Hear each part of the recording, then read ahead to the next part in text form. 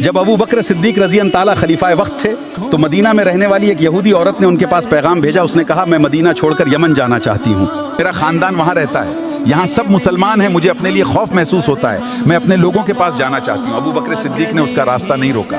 امیر المومنین حضرت ابو بکر صدیق نے فرمایا اگر تم جانا چاہتی ہو تو جا سکتی ہو, لیکن وہ عورت اکیلی تھی, سفر لمبا تھا, اس لیے آپ نے 2 نوجوان صحابہ کو بلایا اور فرمائیں اس عورت کو یمن تک صحیح سلامت پہنچا کر آؤ.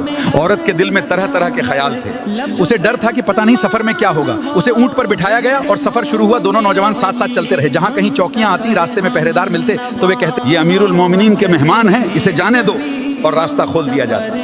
دن گزرتے گئے, ریگستان پار ہوئے, لمبا سفر طے ہوا, لیکن اس عورت نے ایک عجیب بات محسوس کی. جب وہ اونٹ پر چڑھتی دونوں نوجوان اپنا چہرہ دوسری طرف پھیر لیتے, جب وہ اترتی تب بھی نظریں جھکا لیتے. آخرکار کئی دنوں کے بعد قافلہ یمن پہنچ گیا. یمن پہنچ کر اس عورت نے کہا میں اللہ کو گواہ بنا کر کہتی ہوں کہ پورے سفر میں ان دونوں نوجوانوں میں سے کسی نے ایک بار بھی میری طرف نظر اٹھا کر نہیں دیکھا. پورے راستے انہوں نے میری عزت اور حفاظت کا خیال رکھا. پھر اس نے اپنے خاندان اور رشتہ داروں کو اکٹھا کیا اور کہا میں سمجھتی تھی کہ مدینہ میرے لیے محفوظ نہیں ہے, اس لیے میں یمن آ گئی, لیکن آج میں اعلان کرتی ہوں کہ میں واپس مدینہ جا رہی ہوں, اور اگر تم میری بات مانو تو تم بھی مدینہ چلے جاؤ, کیونکہ عورتوں کی عزت اگر کہیں محفوظ ہے تو وہ دامن مصطفیٰ میں محفوظ ہے.